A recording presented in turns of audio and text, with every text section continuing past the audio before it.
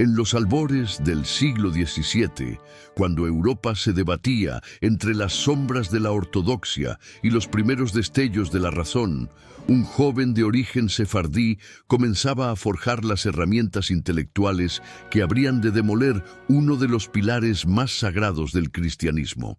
Baruch Spinoza no sabía entonces que su búsqueda de la verdad lo llevaría a desenmascarar lo que él consideraría el fraude más monumental de la historia occidental, la divinización de un hombre llamado Jesús de Nazaret.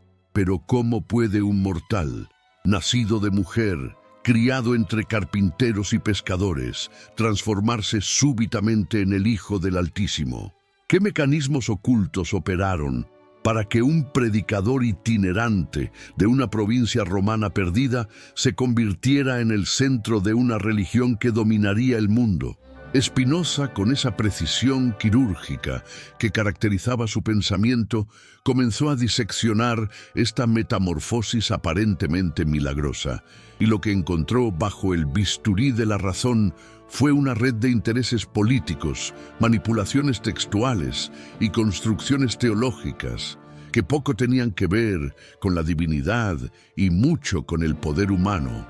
El filósofo holandés observaba cómo, en su época, los púlpitos resonaban con proclamas sobre la naturaleza divina de Cristo, cómo los fieles se postraban ante la imagen de un Dios hombre que había descendido del cielo para redimir los pecados del mundo. Pero Spinoza, formado en la tradición judía y versado en los textos hebreos originales, percibía las fisuras en este relato aparentemente perfecto. ¿Acaso los evangelios, esas supuestas biografías de la divinidad, no mostraban contradicciones flagrantes? ¿No era sospechoso que estos textos hubieran sido escritos décadas después de los eventos que pretendían narrar, por hombres que jamás conocieron al protagonista de sus relatos? La mente analítica de Spinoza comenzó a rastrear los orígenes de esta transformación.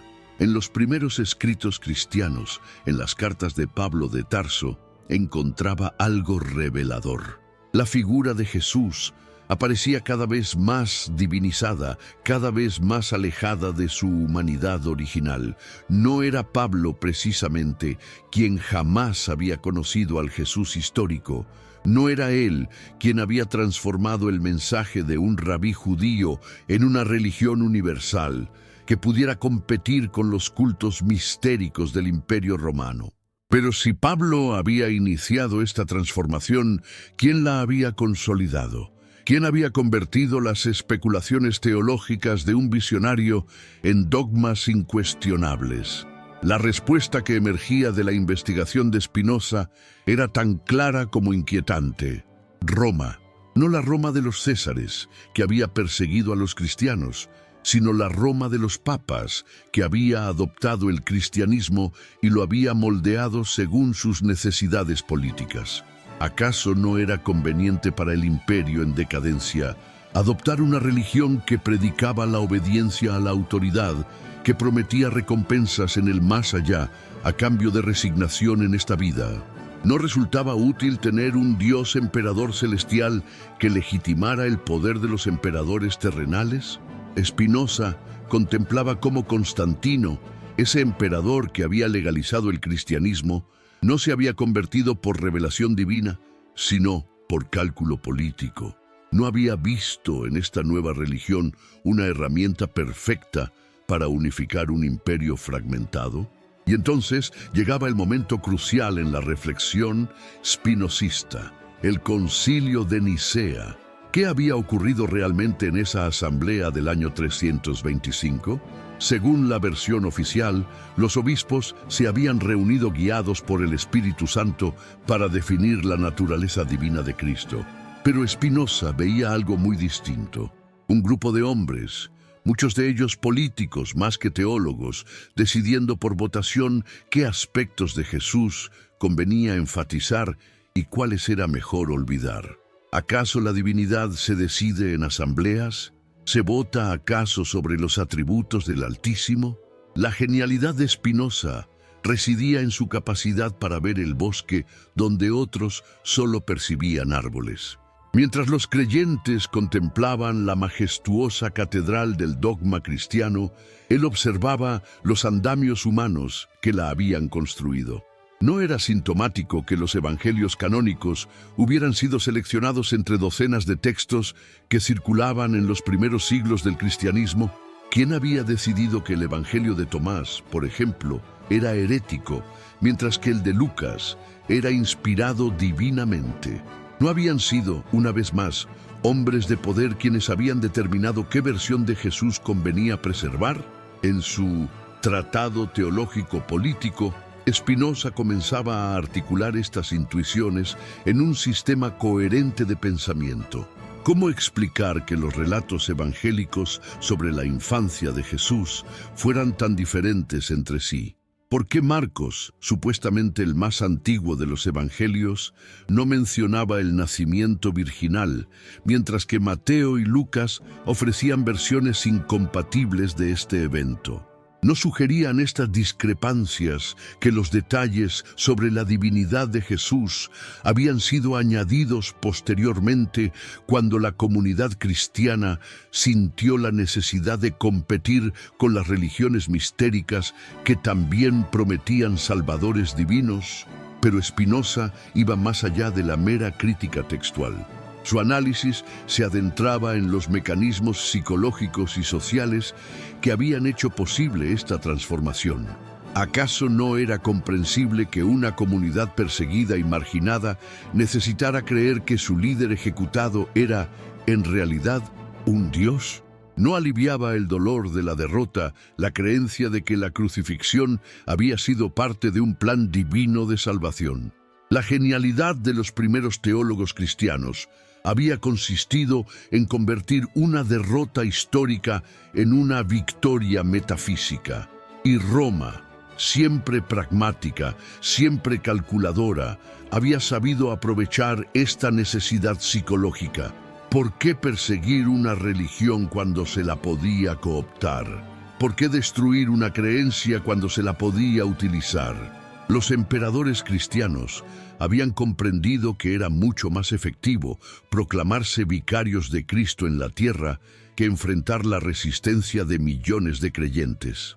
¿No había resultado más inteligente convertirse en los intérpretes oficiales de la voluntad divina que oponerse a ella? Spinoza observaba cómo, siglo tras siglo, la Iglesia había refinado este mecanismo. ¿Acaso la infalibilidad papal no era la culminación lógica de un proceso que había comenzado con la divinización de Jesús? Si Cristo era Dios y si el Papa era el vicario de Cristo, entonces el Papa participaba de alguna manera de esa divinidad. ¿No era esta la cadena de legitimación perfecta? ¿No aseguraba esta construcción teológica que cualquier desafío a la autoridad eclesiástica se convirtiera automáticamente en un desafío a la divinidad misma? Pero Spinoza había identificado la grieta fatal en todo este edificio. Si la divinidad de Jesús era una construcción humana, si el Hijo de Dios era un título político más que una realidad metafísica, entonces toda la estructura se tambaleaba. ¿Qué quedaba de la autoridad papal si Cristo no era divino? ¿Qué valor tenían los sacramentos si quien los había instituido era simplemente un hombre, por muy sabio y virtuoso que fuera? Esta comprensión había llevado a Spinoza a una conclusión aún más radical. ¿No había utilizado Roma el supuesto carácter divino de Jesús precisamente para blindar su propio poder? ¿No era conveniente presentar cualquier crítica a la doctrina oficial como una blasfemia contra el mismo Dios? La estrategia era perfecta. Al divinizar a Jesús, Roma había divinizado indirectamente su propia interpretación del cristianismo. ¿Quién se atrevería a desafiar a Dios mismo? Y sin embargo, allí estaba Spinoza, desafiando precisamente eso. ¿Qué había en su formación intelectual que le permitía ver lo que millones de creyentes no veían? Quizás fuera su origen judío, que le había dado acceso a los textos hebreos originales y le había mostrado cuánto se habían alejado las traducciones cristianas del sentido original. O tal vez fuera su formación filosófica que le había enseñado a buscar causas naturales para todos los fenómenos, incluyendo los aparentemente sobrenaturales. Pero había algo más profundo en el análisis de Spinoza. Él no se contentaba con mostrar las inconsistencias de los textos sagrados o las motivaciones políticas de la Iglesia. Su crítica apuntaba al corazón mismo de la concepción cristiana de la divinidad. ¿Cómo podía Dios, ser perfecto e infinito, encarnarse en un cuerpo humano limitado y mortal? ¿No implicaba esta doctrina que Dios podía cambiar, que podía sufrir, que podía morir? ¿Y no eran estas características incompatibles con la perfección divina? Para Spinoza, la doctrina de la encarnación no solo era históricamente dudosa, sino filosóficamente incoherente. ¿Cómo podía lo infinito contenerse en lo finito? ¿Cómo podía lo eterno nacer y morir? ¿Cómo podía lo inmutable experimentar hambre, sed, dolor? Estas paradojas no eran misterios divinos, como pretendía la teología oficial, sino contradicciones lógicas que revelaban el origen humano de toda la construcción. Y entonces surgía la pregunta que habría de obsesionar a Spinoza durante toda su vida. ¿Qué había pasado realmente con ese hombre llamado Jesús de Nazaret? ¿Quién había sido antes de que Roma lo convirtiera en el Hijo de Dios? ¿Qué había enseñado realmente antes de que sus palabras fueran filtradas a través de las necesidades políticas y teológicas de la Iglesia? ¿No era posible recuperar al Jesús histórico separándolo del Cristo de la fe? Esta búsqueda llevaría a Spinoza por caminos que la ortodoxia consideraba peligrosos. ¿Y si Jesús había sido simplemente un predicador judío más, uno entre tantos que habían surgido en la Palestina del siglo I? ¿Y si su mensaje original había sido profundamente judío, dirigido exclusivamente a los judíos, y había sido Pablo quien lo había universalizado para hacerlo atractivo a los gentiles? ¿No era significativo que los primeros seguidores de Jesús, aquellos que lo habían conocido personalmente, hubieran permanecido dentro del judaísmo, mientras que había sido Pablo, el converso tardío, quien había creado una religión separada? Estas preguntas no eran meramente académicas para Spinoza. Cada una de ellas tenía implicaciones explosivas para la estructura de poder de su época. Si Jesús no era divino, ¿qué autoridad tenía la Iglesia para dictar la moral y la política a los gobiernos europeos? Si el cristianismo era una construcción humana, ¿por qué había que aceptar sus dogmas como verdades incuestionables? ¿Por qué los filósofos tenían que subordinar la razón a la fe si la fe misma estaba construida sobre cimientos tan endebles? Pero Spinoza era demasiado astuto como para no percibir las resistencias que su análisis habría de generar.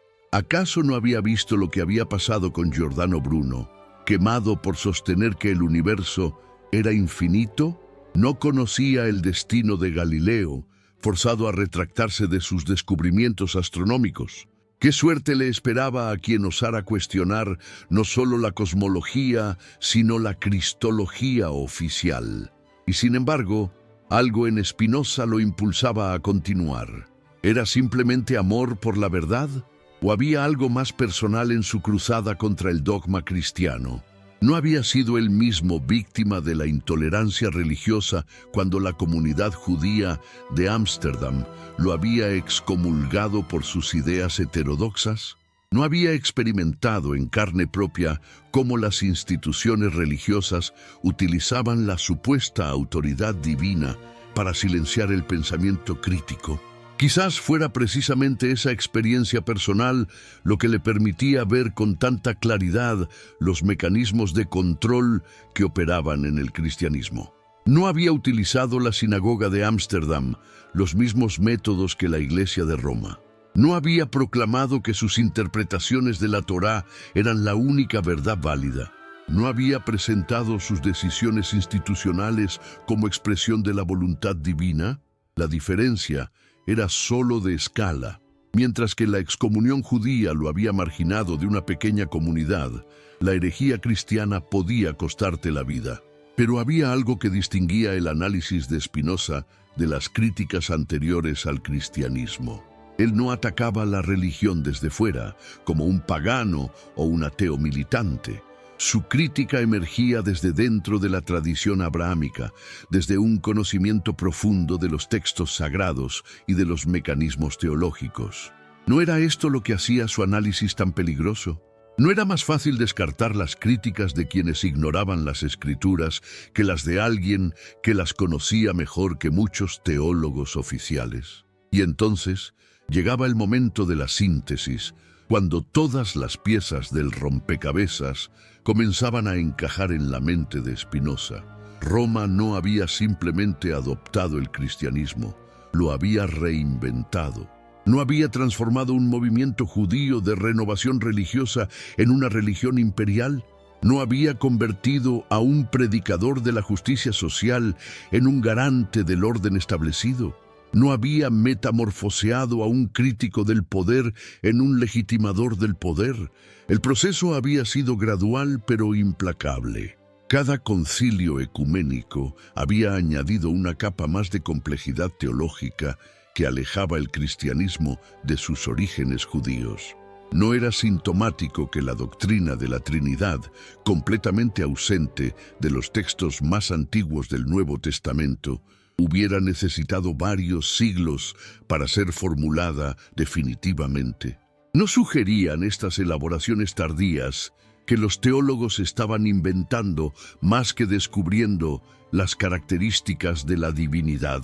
Pero quizás el aspecto más brillante del análisis de Spinoza era su comprensión de cómo Roma había utilizado la figura de Jesús para resolver un problema político fundamental.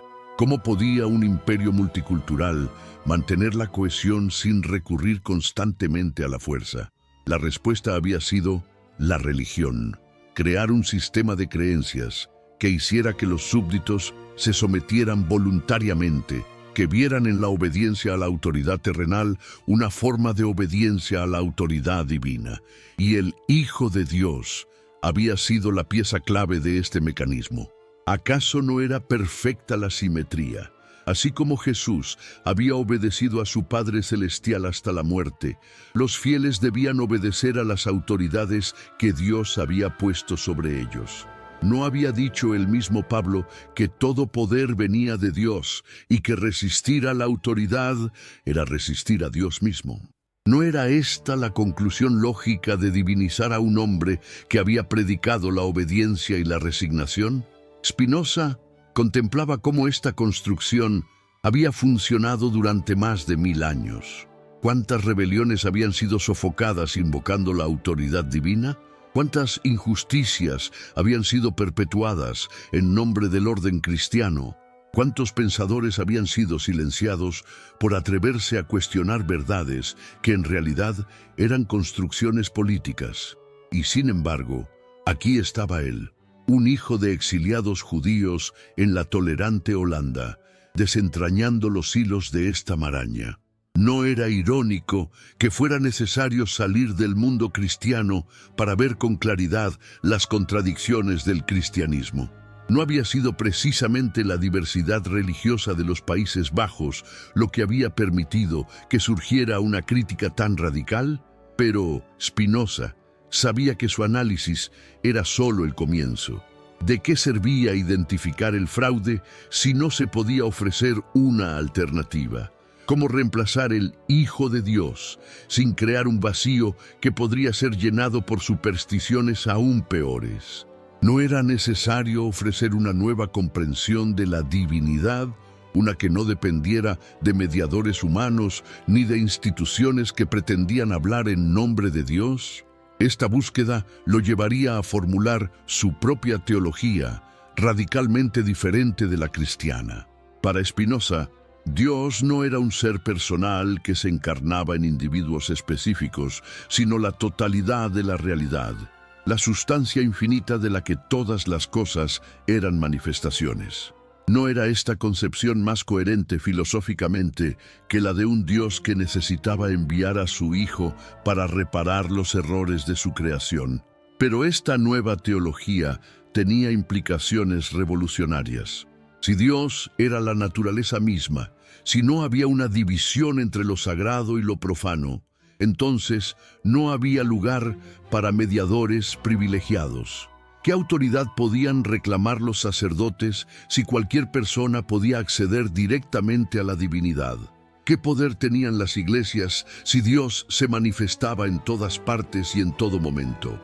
Era aquí donde la crítica de Spinoza se volvía verdaderamente subversiva. No se trataba simplemente de negar la divinidad de Jesús, sino de democratizar el acceso a lo sagrado. No había sido precisamente el monopolio de la interpretación divina lo que había permitido a Roma construir su imperio espiritual. No se desmoronaba todo el edificio si se reconocía que cada persona podía tener una relación directa con la divinidad. Y entonces surgía la pregunta final, la que habría de atormentar a los defensores del orden establecido. ¿Qué otras verdades oficiales eran en realidad construcciones interesadas? Si el Hijo de Dios era un fraude, ¿qué garantizaba que otras doctrinas centrales del cristianismo no fueran también invenciones humanas? ¿Acaso la doctrina del pecado original, tan conveniente para mantener a los fieles en un estado de culpa permanente?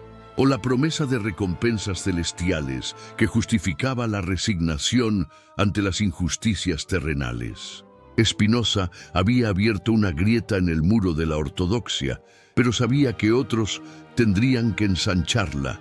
¿Tendría valor suficiente para publicar sus ideas más radicales? ¿O sería prudente mantenerlas en el círculo cerrado de sus discípulos más cercanos? ¿Cómo equilibrar la fidelidad a la verdad con la necesidad de supervivencia en un mundo donde la herejía todavía se pagaba con la vida? Estas preguntas lo acompañarían durante todo su trabajo posterior, pero algo estaba claro en su mente. El fraude había sido identificado, los mecanismos habían sido desenmascarados y ya nada volvería a ser lo mismo. Roma había defendido durante siglos el mito del Hijo de Dios, pero la razón había encontrado finalmente las herramientas para desmontarlo. ¿Sería suficiente? ¿O las fuerzas de la tradición y el poder serían capaces de resistir el embate de la verdad? Segunda parte. La tranquila biblioteca de Spinoza en Regensburg se había convertido en un laboratorio de demolición teológica. Mientras Europa se desangraba en guerras religiosas que enfrentaban a católicos contra protestantes, el filósofo Sefardi trabajaba meticulosamente en una tarea que habría hecho temblar tanto a Roma como a Wittenberg: desarmar, piedra por piedra, el edificio conceptual que había transformado a un predicador judío en el Hijo de Dios. Pero ¿cómo había logrado Roma convencer al mundo de que un hombre era también Dios? ¿Qué alquimia intelectual había sido necesaria para que millones aceptaran como artículo de fe lo que la razón rechazaba como contradicción manifiesta?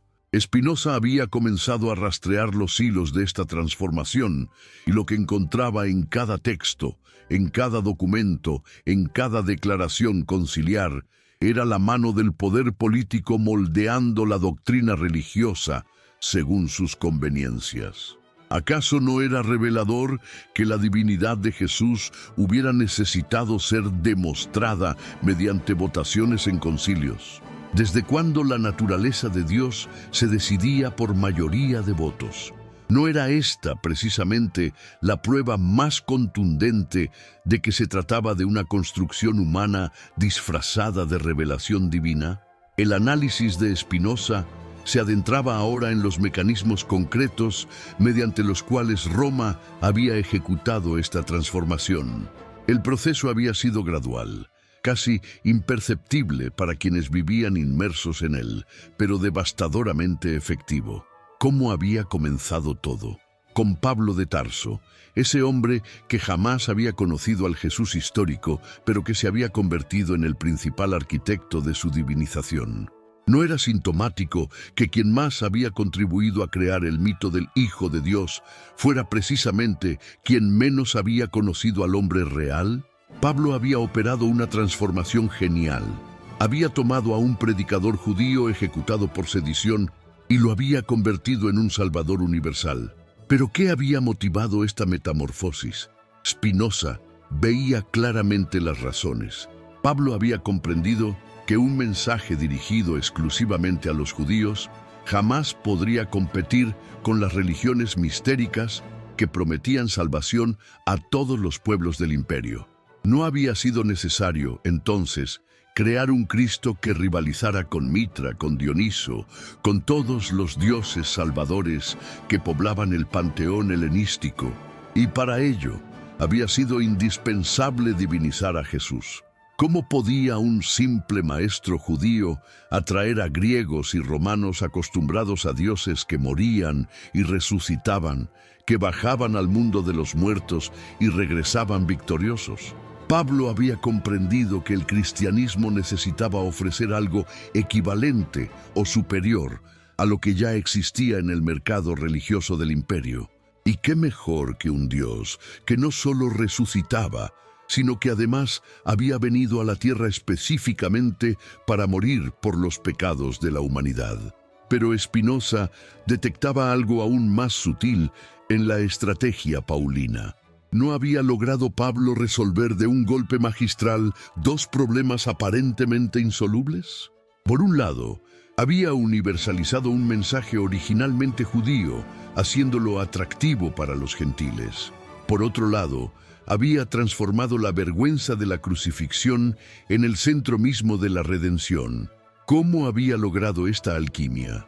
Presentando la muerte de Jesús no como una derrota, sino como una victoria cósmica, no como el final, sino como el clímax de un plan divino de salvación. Esta construcción teológica era tan brillante como peligrosa. Brillante porque resolvía las contradicciones aparentes del mensaje cristiano primitivo. Peligrosa porque establecía un precedente que Roma habría de explotar durante siglos. La capacidad de transformar las derrotas en victorias, las crisis en oportunidades, los cuestionamientos en confirmaciones de la fe. ¿No había aprendido la iglesia de Pablo que cualquier desafío podía ser reinterpretado como parte del plan divino?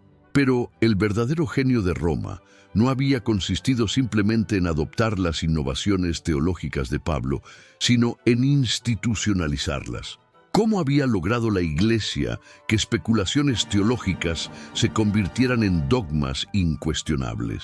La respuesta que Spinoza había encontrado era tan simple como devastadora, mediante la construcción de una autoridad que se presentaba a sí misma como infalible. ¿Y sobre qué se basaba esa infalibilidad? En la supuesta divinidad de quien había fundado la Iglesia. El círculo era perfecto y vicioso. La divinidad de Jesús justificaba la autoridad de la Iglesia, y la autoridad de la Iglesia garantizaba la divinidad de Jesús. ¿Cómo podía romperse una cadena de legitimación tan herméticamente cerrada? Solo mediante lo que Spinoza había comenzado a hacer: cuestionar el eslabón fundamental, la supuesta divinidad del fundador. Si Jesús no era Dios, toda la construcción se desplomaba. Si era simplemente un hombre, por muy extraordinario que fuera, ¿qué autoridad especial tenía la institución que pretendía hablar en su nombre? Esta comprensión había llevado a Spinoza a examinar con lupa los textos que narraban la vida de Jesús. ¿Qué encontraba en los evangelios cuando los leía con los ojos de un crítico en lugar de con los de un creyente? Contradicciones flagrantes, anacronismos evidentes, elaboraciones teológicas que habían sido retroproyectadas sobre eventos históricos. ¿Acaso las genealogías de Jesús en Mateo y Lucas no eran completamente diferentes? ¿No era sospechoso que ambas trataran de establecer la descendencia davídica de alguien que, según la misma doctrina cristiana, había sido concebido virginalmente y por tanto no tenía padre humano? ¿Y qué decir de los relatos de la infancia, completamente ausentes en los evangelios más antiguos? ¿No era revelador que Marcos, supuestamente la fuente de los otros evangelios sinópticos, no mencionara el nacimiento virginal? ¿No sugería esto que la doctrina de la concepción sobrenatural había sido añadida posteriormente, cuando la comunidad cristiana sintió la necesidad de hacer que su maestro compitiera con los dioses paganos que también habían nacido de vírgenes? Pero las contradicciones no se limitaban a los relatos de la infancia. ¿Qué hacer con las diferentes versiones de las últimas palabras de Jesús en la cruz? Según Marcos, había gritado: Dios mío, ¿por qué me has abandonado? Palabras que difícilmente podían haber salido de labios de alguien que sabía que era Dios mismo. Según Lucas, había dicho: Padre, en tus manos encomiendo mi espíritu, una declaración más acorde con la posterior teología cristiana. ¿No era evidente que los evangelistas habían modificado los detalles para ajustarlos a sus concepciones teológicas? Spinoza aplicaba a estos textos el mismo rigor crítico que aplicaría a cualquier documento histórico, y los resultados eran devastadores para la ortodoxia.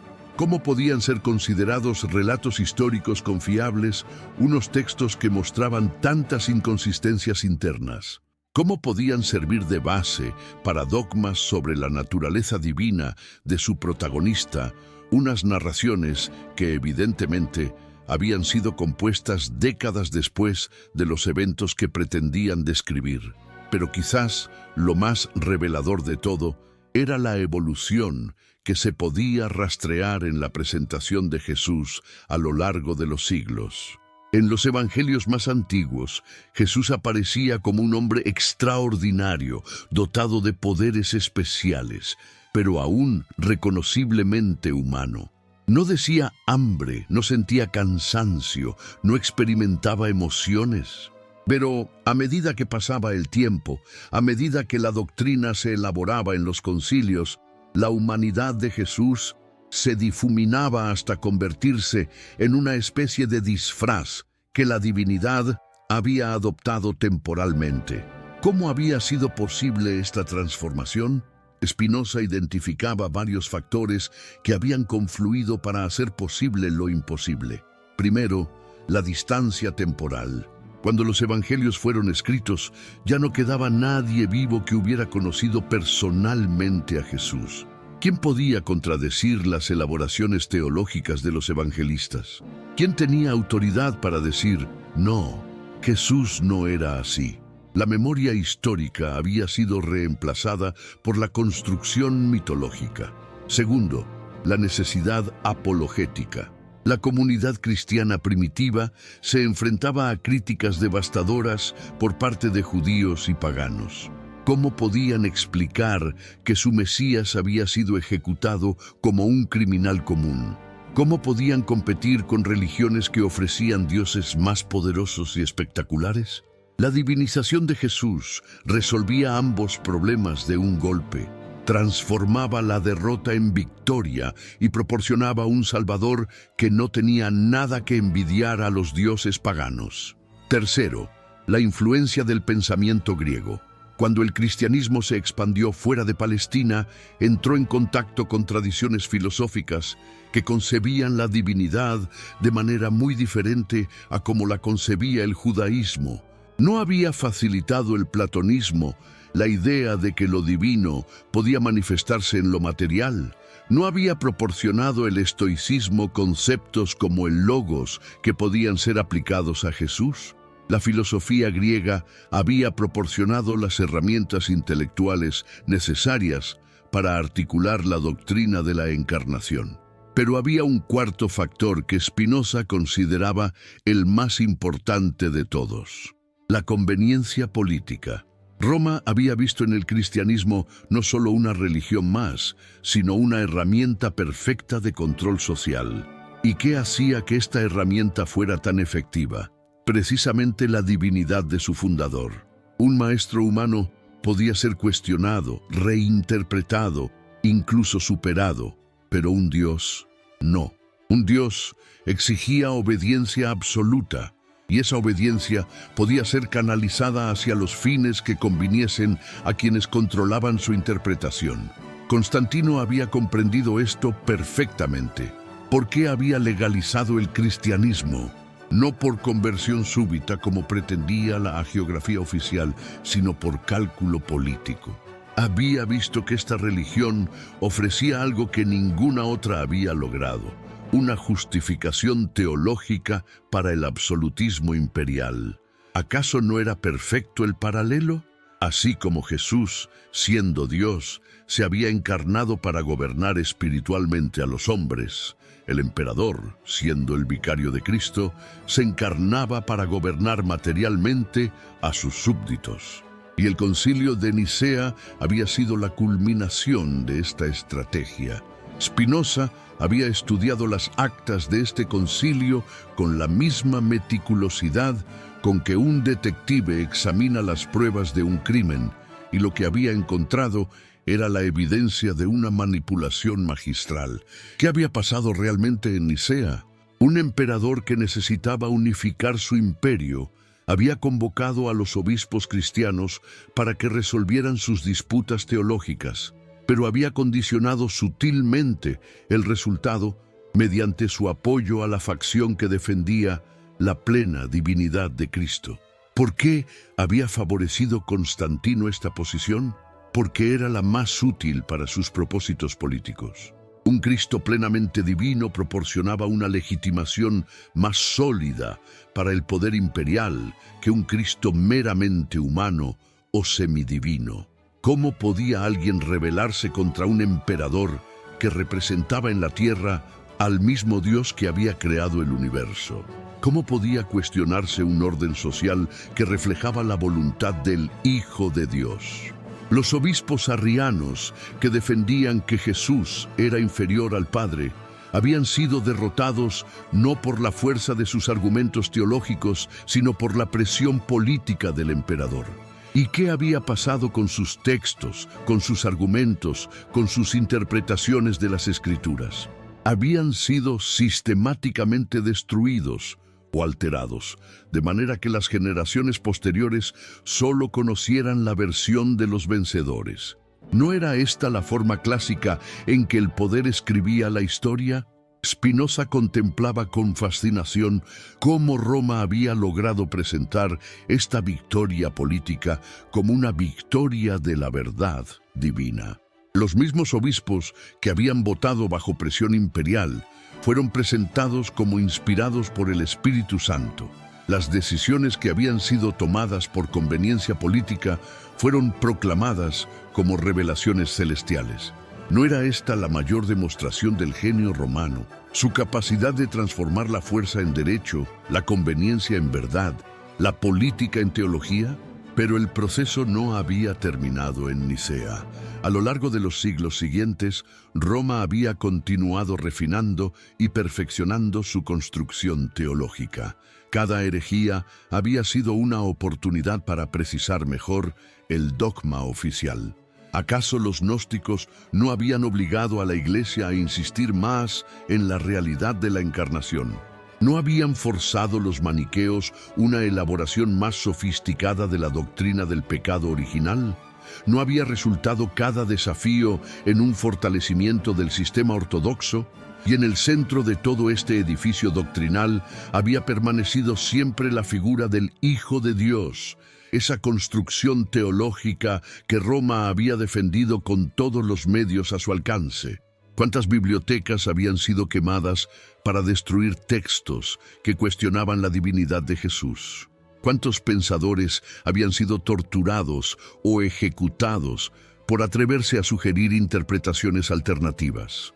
¿Cuántas obras de arte habían sido destruidas por presentar a Cristo de manera demasiado humana? Spinoza había documentado algunos de estos casos, y lo que había encontrado era un patrón sistemático de supresión de cualquier evidencia que pudiera cuestionar la versión oficial.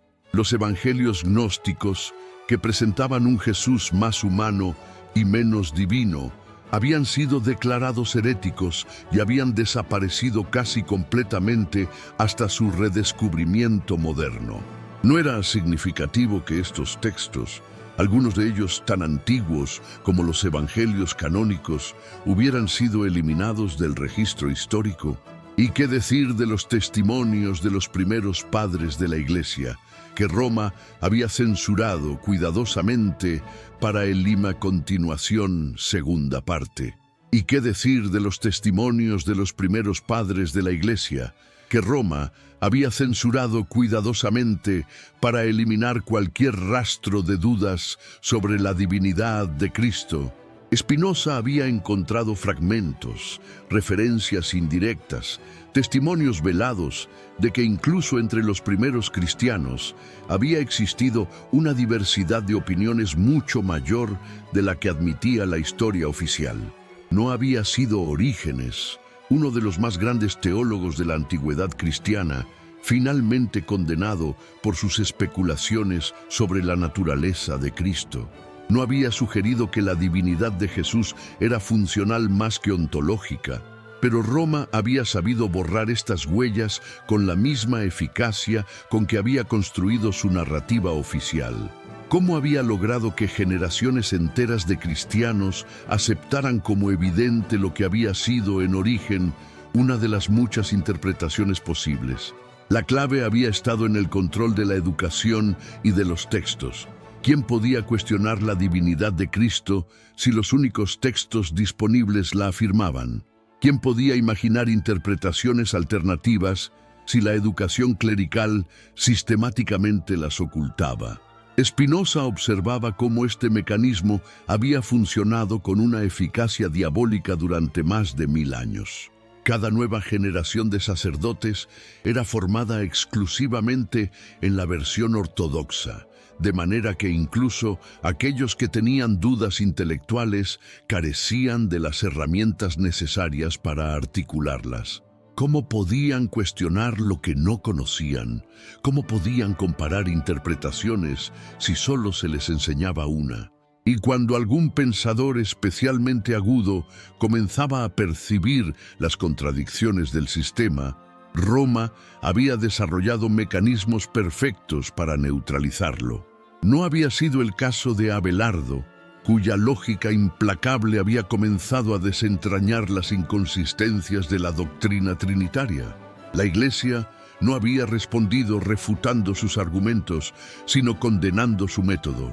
No era más fácil declarar que ciertos temas estaban vedados a la razón humana que admitir que la razón podía desmontar los dogmas oficiales. Esta estrategia había alcanzado su perfección con la doctrina del misterio. ¿Qué genialidad había en presentar las contradicciones lógicas como misterios divinos que superaban el entendimiento humano? De un golpe, Roma había conseguido inmunizar sus dogmas contra toda crítica racional. ¿Cómo podías cuestionar la lógica de la encarnación si se te decía que era un misterio que superaba la lógica humana? ¿Cómo podías señalar las inconsistencias de la doctrina trinitaria si se te respondía que la Trinidad era incomprensible para las mentes creadas? Spinoza veía en esta estrategia la prueba más contundente del carácter artificial de toda la construcción. ¿Desde cuándo la verdad necesitaba ser protegida de la investigación racional? ¿Desde cuándo Dios creaba mentes capaces de pensar para luego prohibirles que pensaran? ¿No era más lógico suponer que las doctrinas que no podían resistir el escrutinio de la razón eran simplemente falsas? Pero había algo aún más siniestro en la estrategia romana. Al declarar que la divinidad de Cristo era un misterio incomprensible, la Iglesia no solo había protegido este dogma de la crítica, sino que había establecido un precedente peligroso. ¿Qué otras doctrinas podían ser blindadas mediante la misma técnica?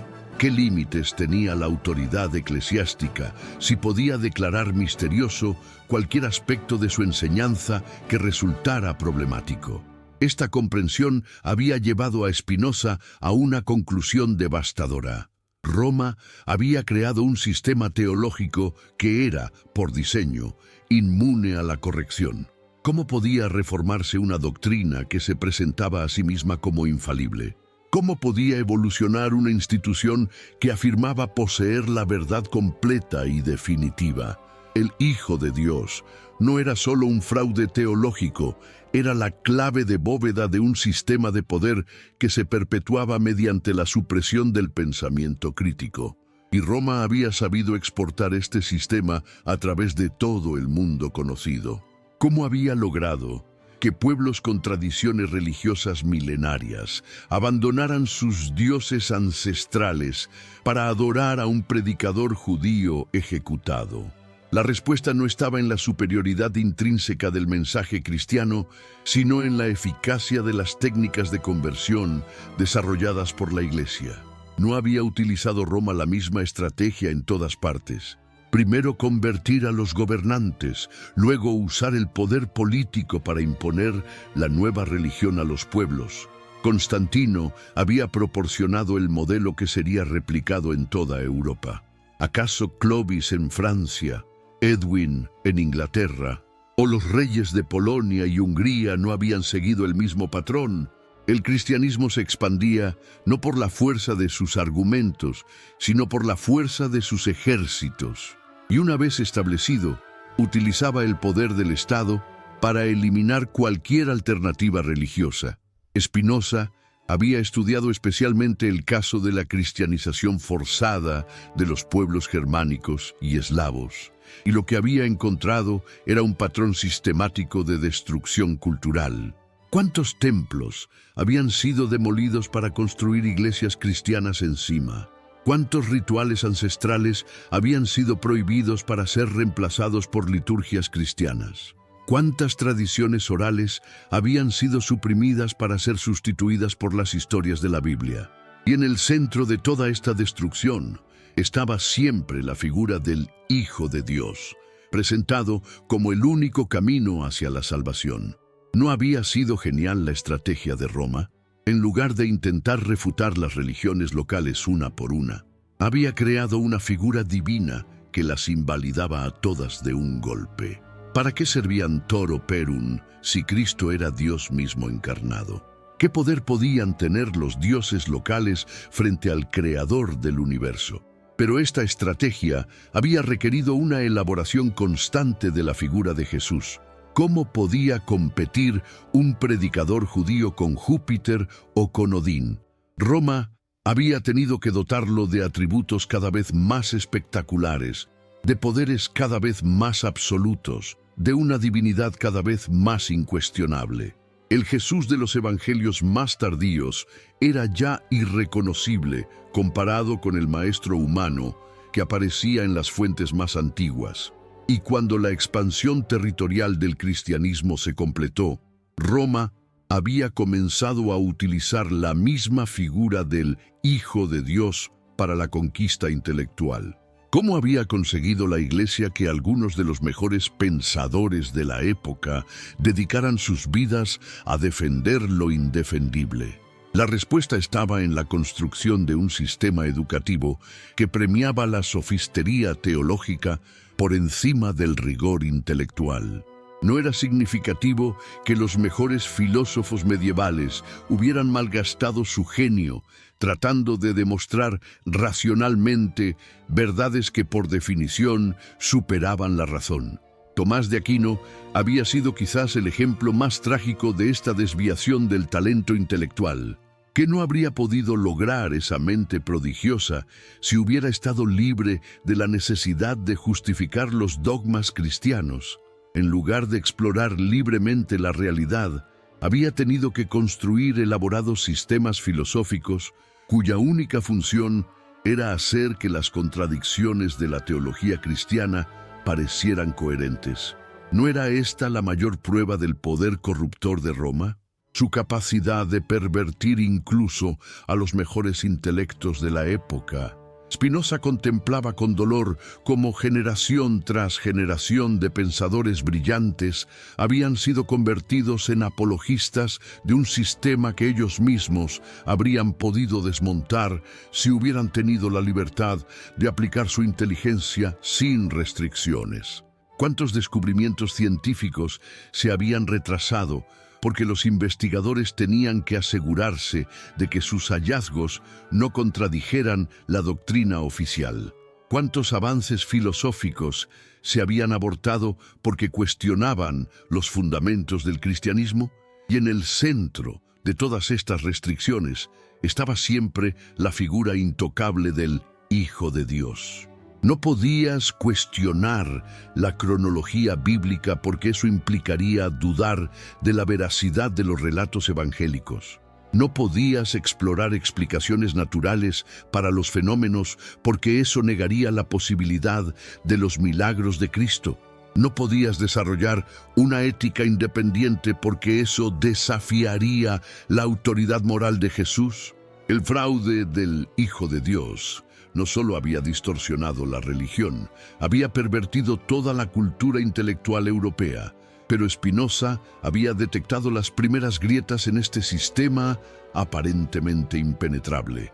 ¿No había sido el Renacimiento, con su recuperación de los textos clásicos, el primer desafío serio al monopolio intelectual de la Iglesia? ¿No habían comenzado los humanistas a formular preguntas que la teología oficial no podía responder? ¿No había mostrado la Reforma que incluso dentro del cristianismo era posible cuestionar la autoridad de Roma? Y ahora, en su propia época, Spinoza veía surgir nuevas herramientas que harían imposible mantener el fraude por mucho tiempo más. La imprenta había roto el monopolio eclesiástico sobre los textos. No era ya imposible suprimir completamente las ideas heterodoxas cuando podían ser reproducidas y distribuidas tan fácilmente. La nueva ciencia había demostrado que la investigación libre podía descubrir verdades que la autoridad tradicional había ocultado. No era inevitable que estos métodos se aplicaran también a la religión. Y sobre todo, las guerras religiosas habían mostrado las consecuencias desastrosas de convertir las disputas teológicas en conflictos políticos. ¿No estaba Europa cansándose de matar y morir por diferencias doctrinales que, examinadas de cerca, resultaban ser disputas sobre construcciones humanas? ¿No estaba comenzando a emerger una nueva forma de religiosidad que valoraba la tolerancia por encima de la ortodoxia? Spinoza se veía a sí mismo como parte de esta transformación histórica. Su crítica del Hijo de Dios no era solo un ejercicio intelectual, era una contribución a la liberación de la humanidad de una de las supersticiones más opresivas de la historia. ¿Qué pasaría cuando la gente comprendiera que podía tener una relación directa con la divinidad, sin necesidad de mediadores que pretendían hablar en nombre de Dios? ¿Qué ocurriría cuando se diera cuenta de que la moralidad no dependía de mandamientos supuestamente divinos, sino de la comprensión racional de la naturaleza humana? Estas preguntas no eran meramente especulativas para Spinoza.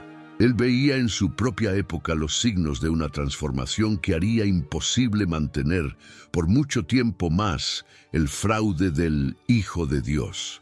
¿No había comenzado ya Holanda a experimentar con la tolerancia religiosa? ¿No estaban surgiendo por toda Europa pensadores que, como él, aplicaban la razón a los textos sagrados? ¿No era inevitable que la verdad sobre Jesús emergiera finalmente a la luz? Pero Spinoza también era consciente de las resistencias que su mensaje habría de encontrar.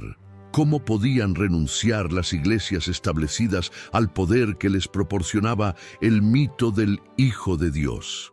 ¿Cómo podían los gobiernos abandonar una herramienta de legitimación tan efectiva?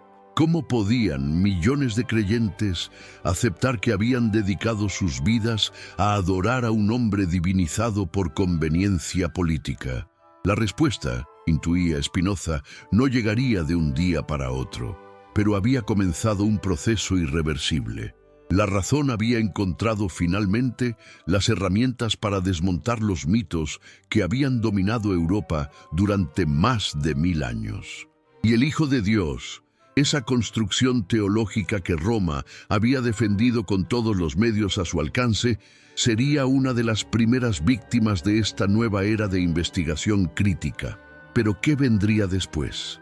¿Qué forma de religiosidad podría surgir una vez que la humanidad se liberara del fraude que Roma había perpetuado durante tantos siglos? Esta pregunta obsesionaba a Spinoza mientras preparaba la fase final de su demolición teológica, la revelación definitiva de cómo Roma había defendido durante 1500 años uno de los fraudes más monumentales de la historia humana. Tercera parte. El viento otoñal que atravesaba las calles de La Haya llevaba consigo más que el frío de la estación que se aproximaba. Spinoza, encorvado sobre sus manuscritos en esa pequeña habitación que se había convertido en el epicentro intelectual de una revolución silenciosa, percibía en el ambiente algo que trascendía lo meteorológico. ¿Era acaso el presagio de una tormenta histórica que habría de barrer las mentiras sagradas que habían gobernado Europa durante 15 siglos? ¿O era simplemente el eco de su propia respiración entrecortada, marcada ya por la enfermedad que lo consumía lentamente, mientras ponía los toques finales a la demostración más devastadora jamás articulada contra el fraude del Hijo de Dios? Roma había defendido su mentira con una maestría que habría merecido admiración si no hubiera costado tanto sufrimiento humano. Pero ahora, bajo la mirada implacable de la razón espinosista, ese edificio de 15 siglos comenzaba a mostrar sus grietas fatales. ¿Cómo había sido posible que una construcción tan frágil en sus fundamentos hubiera resistido tanto tiempo el embate de la lógica? La respuesta estaba precisamente en la estrategia que Roma había perfeccionado a lo largo de los siglos: no permitir que la lógica se acercara a sus fundamentos. Y sin embargo, aquí estaba Spinoza, diseccionando con precisión quirúrgica cada uno de los mecanismos mediante los cuales Roma había convertido a un predicador judío en el centro de un imperio espiritual que dominaba el mundo conocido, que había visto él que millones de creyentes no habían visto, que le había permitido atravesar el velo de santidad que protegía al Hijo de Dios de la investigación crítica. Quizás fuera precisamente su condición de outsider, su posición en los márgenes de la cristiandad europea, lo que le había proporcionado la perspectiva necesaria para ver lo que estaba oculto a plena vista. El último acto del drama que Roma había representado durante tantos siglos estaba ahora desarrollándose ante los ojos de Spinoza. ¿Cómo había logrado la Iglesia que incluso los mejores intelectos de la época no solo aceptaran el fraude, sino que dedicaran sus vidas a refinarlo y defenderlo? La respuesta estaba en algo que el filósofo había comenzado a llamar la captura de la razón. El proceso mediante el cual Roma había conseguido que la inteligencia humana trabajara al servicio de la superstición en lugar de la verdad. Esta captura había comenzado en el momento mismo en que el cristianismo se había convertido en religión oficial del imperio. ¿Qué había pasado cuando los intelectuales paganos se vieron obligados a convertirse para mantener sus posiciones? ¿Habían abrazoado realmente la fe cristiana o habían simplemente aprendido a utilizar su sofisticación intelectual para hacer que las contradicciones del cristianismo parecieran coherentes? Spinoza sospechaba que había sido esto último, y que esta tradición de sofistería piadosa se había transmitido de generación en generación hasta convertirse en la norma intelectual de Europa. ¿No era revelador que los más grandes filósofos cristianos hubieran sido invariablemente conversos del paganismo o herederos intelectuales de conversos? Agustín había sido maniqueo antes de convertirse al cristianismo. ¿Había sido su conversión el resultado de una investigación sincera o había sido simplemente la adaptación a las nuevas circunstancias políticas? Spinoza había estudiado cuidadosamente los textos agustinianos y lo que había encontrado era una mente brillante contorsionándose para hacer compatibles verdades filosóficas con dogmas teológicos que las contradecían. Y Tomás de Aquino, el príncipe de la escolástica, No había dedicado su genio a demostrar racionalmente verdades que, según la propia doctrina cristiana, superaban la razón. ¿No había sido su obra maestra una gigantesca petición de principio que partía de la supuesta veracidad de los dogmas cristianos para luego demostrar esa misma veracidad mediante argumentos circulares? La Suma Teológica era, para Spinoza, el ejemplo perfecto de cómo Roma había conseguido pervertir el uso de la razón. Pero había algo aún más siniestro en esta estrategia. Al crear una clase intelectual cuya función principal era defender lo indefendible, Roma había generado una tradición de sofisma que había infectado toda la cultura europea. No había enseñado la escolástica que el valor de un argumento no residía en su correspondencia con la realidad, sino en su capacidad de sostener conclusiones predeterminadas. No había convertido la filosofía en una especie de ejercicio retórico, cuyo objetivo era hacer que las contradicciones parecieran coherentes. Esta perversión de la actividad intelectual había tenido consecuencias devastadoras para el progreso del conocimiento humano. ¿Cuántos descubrimientos científicos se habían retrasado porque los investigadores tenían que asegurarse de que sus hallazgos no contradijeran la doctrina del Hijo de Dios? ¿Cuántas observaciones astronómicas habían sido suprimidas porque sugerían que la Tierra no era el centro del universo creado especialmente para la redención de Cristo? ¿Cuántos estudios anatómicos habían sido prohibidos porque ponían en duda la posibilidad de la resurrección corporal? Spinoza había documentado caso tras caso de esta interferencia sistemática del dogma religioso en la investigación científica y había llegado a una conclusión terrible. Roma había conseguido que la humanidad retrocediera intelectualmente. ¿No habían sabido más los griegos antiguos sobre astronomía que los cristianos medievales? ¿No había sido más sofisticada la medicina árabe que la cristiana? ¿No había demostrado la historia que cada vez que el dogma del Hijo de Dios entraba en contacto con la investigación libre, esta última resultaba mutilada? Y este daño no se había limitado al ámbito intelectual. ¿Cuántas guerras habían sido libradas en nombre del Hijo de Dios? ¿Cuántos pueblos habían sido exterminados por adorar a dioses diferentes al de Roma? ¿Cuántos individuos habían sido torturados y ejecutados por cuestionar aspectos de la doctrina oficial? El fraude que Roma había defendido durante tantos siglos no era solo una mentira teológica, era la fuente de una violencia sistémica que había ensangrentado Europa durante más de 1000 años. Las cruzadas habían sido quizás la manifestación más espectacular de esta violencia, pero no la única. ¿Qué diferencia había entre masacrar musulmanes en Tierra Santa y masacrar herejes en Francia? ¿No había utilizado Roma la supuesta divinidad de Cristo para justificar ambas atrocidades? El Hijo de Dios se había convertido en el pretexto perfecto para cualquier forma de violencia que sirviera a los intereses de la Iglesia. Y cuando las cruzadas externas habían terminado, Roma había iniciado las cruzadas internas.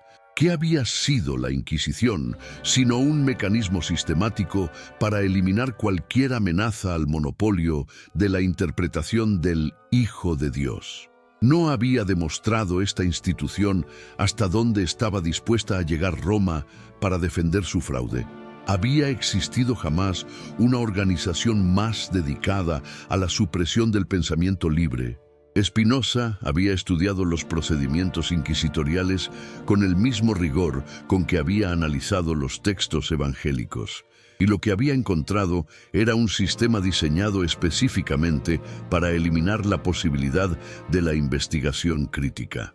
¿No era sintomático que la Inquisición considerara sospechoso el mero hecho de saber leer?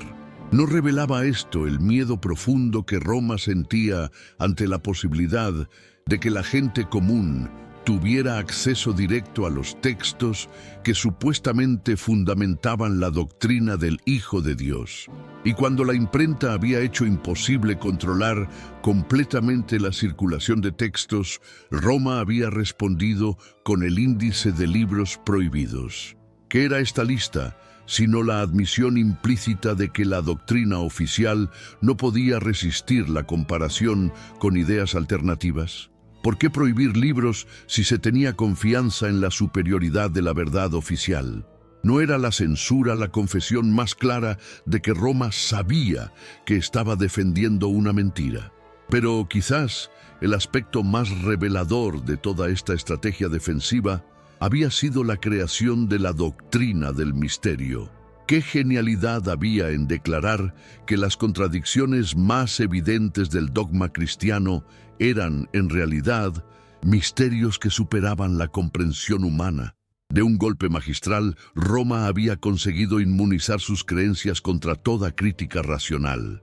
¿Cómo podía señalar que la doctrina trinitaria violaba el principio de no contradicción si se te respondía que la lógica humana era inadecuada para comprender los misterios divinos? Esta estrategia había alcanzado su perfección con la doctrina de la encarnación.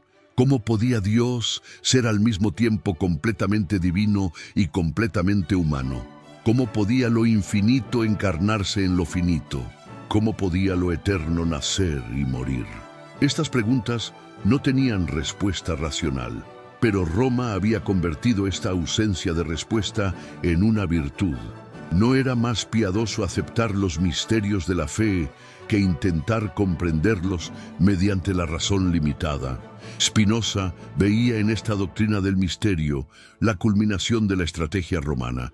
No había conseguido la Iglesia que la irracionalidad se convirtiera en un signo de piedad.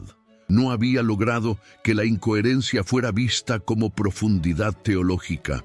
No había transformado las contradicciones lógicas en pruebas de la trascendencia divina.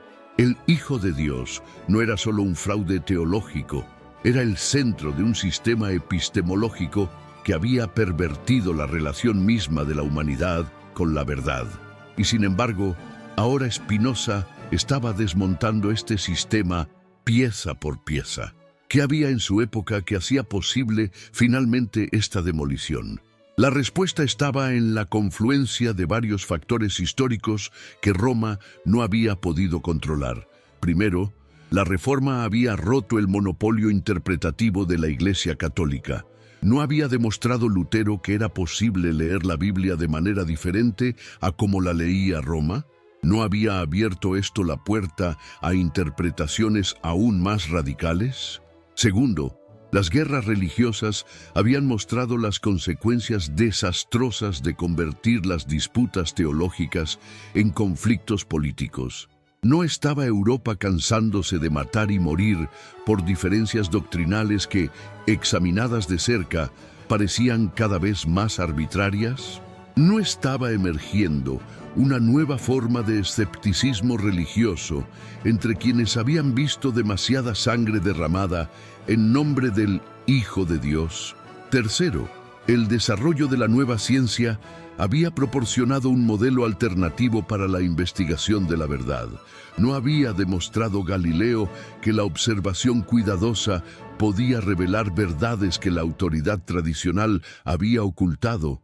¿No era inevitable que estos métodos se aplicaran también a los textos sagrados?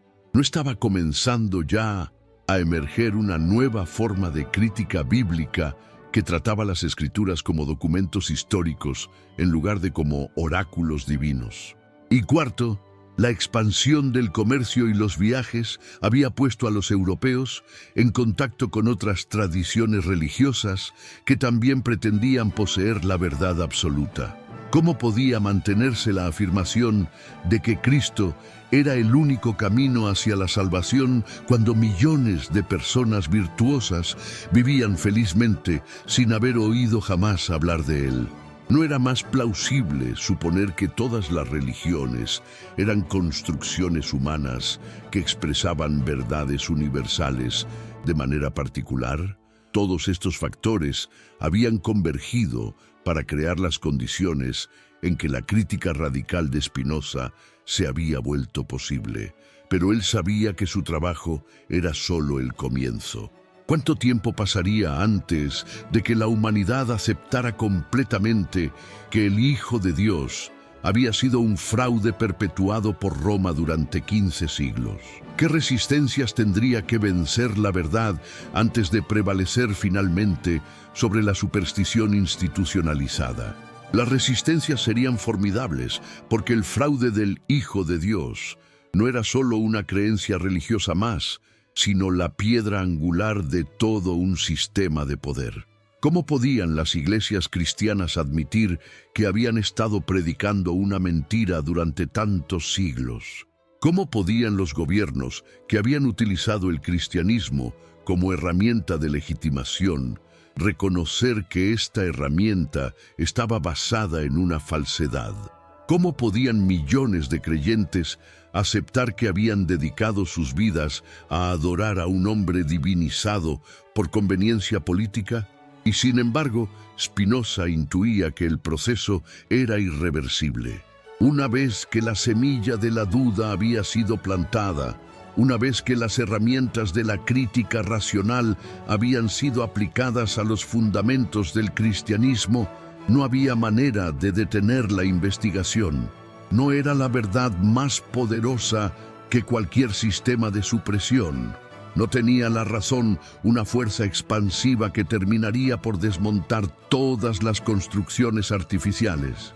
El filósofo contemplaba desde su ventana el cielo de Holanda, ese mismo cielo que había visto nacer las primeras expresiones de tolerancia religiosa en Europa. No era significativo que fuera precisamente aquí, en esta pequeña república que había osado desafiar a los imperios católicos, donde estaba surgiendo la crítica más devastadora jamás formulada contra el Hijo de Dios. No era la libertad intelectual de Holanda la demostración viviente de que era posible organizarse políticamente sin recurrir al fraude religioso. Y mientras contemplaba ese cielo, Spinoza percibía algo que trascendía su propia obra, algo que conectaba su crítica del Hijo de Dios con un movimiento histórico mucho más amplio. ¿No estaba la humanidad comenzando finalmente a liberarse de todas las supersticiones que habían dominado su infancia intelectual? ¿No era su demolición del cristianismo parte de un proceso más general de ilustración que habría de transformar completamente la condición humana? Esta visión llenaba a Spinoza de una esperanza que trascendía las circunstancias de su propia época. Roma había defendido su fraude durante 15 siglos. Había utilizado todos los recursos del poder político y cultural para mantener vigente la mentira del Hijo de Dios. Había torturado y ejecutado a miles de personas por cuestionar su doctrina oficial. Pero todo había sido en vano. La verdad había encontrado finalmente su camino y nada podría detenerla ya. ¿Qué vendría después? ¿Qué forma de religiosidad podría emerger una vez que la humanidad se liberara del fraude que Roma había perpetuado durante tantos siglos? Spinoza ya había comenzado a esbozar las líneas de esta nueva espiritualidad en su ética, una religiosidad sin mediadores, sin instituciones que pretendieran hablar en nombre de Dios, sin dogmas que contradijeran la razón. Una relación directa entre el individuo y la totalidad de la realidad, que Spinoza identificaba con Dios mismo. Esta nueva religiosidad no necesitaría hijos de Dios, porque reconocería que toda la realidad era divina. No requeriría sacrificios expiatorios, porque comprendería que no había ningún pecado original que expiar. No dependería de promesas de recompensas celestiales, porque encontraría la beatitud en la comprensión amorosa de la naturaleza. ¿No era esta una forma de religiosidad más digna del ser humano que la superstición infantil que Roma había promovido durante tantos siglos? Y mientras Spinoza ponía los toques finales a su demolición del fraude romano, mientras articulaba las últimas pruebas de que el Hijo de Dios había sido una construcción política disfrazada de revelación divina, una sonrisa apenas perceptible iluminaba su rostro. Roma había creído que podría defender para siempre su mentira sagrada. Había supuesto que la combinación de poder político y terror religioso bastaría para mantener indefinidamente la superstición, pero había subestimado el poder de la razón humana. El Hijo de Dios había caído. El fraude había sido desenmascarado. Y aunque pasarían siglos antes de que la humanidad aceptara completamente las implicaciones de este desenmascaramiento, el proceso ya era irreversible.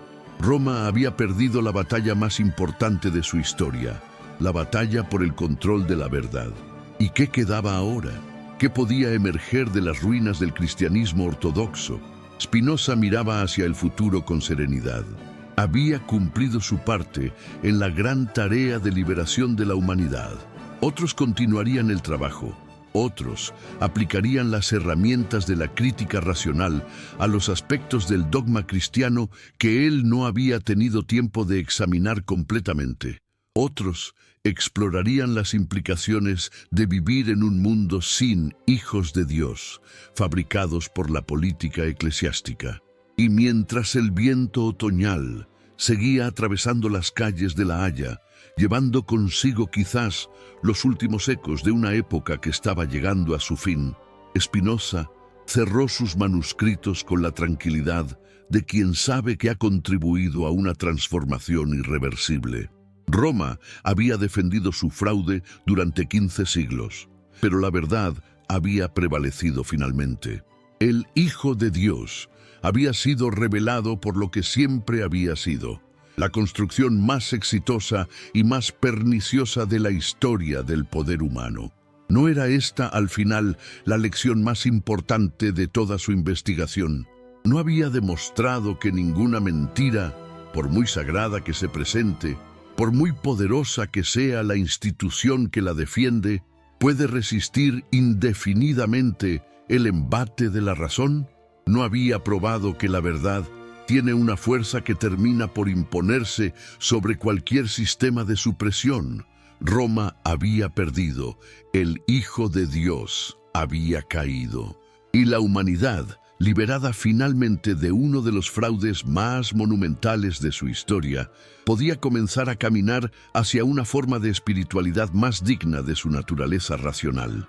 ¿No era este el verdadero triunfo, no solo sobre Roma, sino sobre todos los sistemas que pretendían mantener a la humanidad en la ignorancia mediante la superstición? ¿No era esta la victoria definitiva de la luz sobre las tinieblas, de la razón sobre el dogma, de la verdad sobre el poder? El sol se ocultaba ya tras los edificios de La Haya, pero Spinoza sabía que estaba amaneciendo una nueva era para el espíritu humano.